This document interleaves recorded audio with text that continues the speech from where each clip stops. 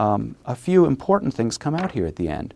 One is the statement that responsibility for the maintenance of civic rights in our country naturally devolves in the first place on the political and state authorities, yet not only on them. Everyone bears his share of responsibility.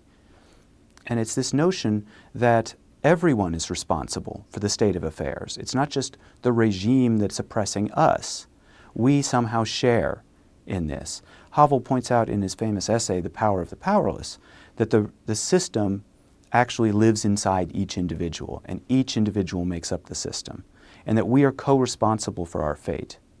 And that, I think, is a very important sentiment.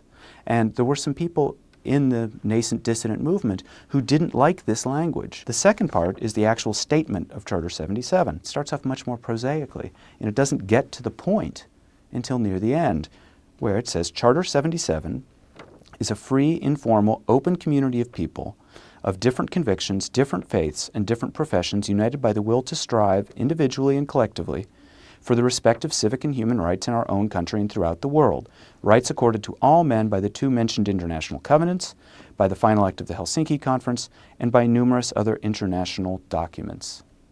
And it's the first part of this that I think is the most interesting and telling. A free, informal, open community of people.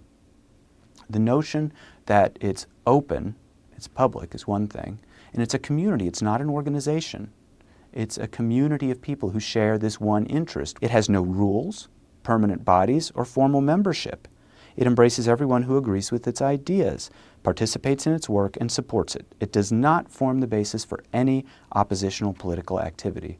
They are expressly stating that this is going to be a fluid organization by saying, we believe that Charter 77 will help to enable all the citizens of Czechoslovakia to work and live as free human beings, which is a nice way, I think, to wrap up what they were trying to say.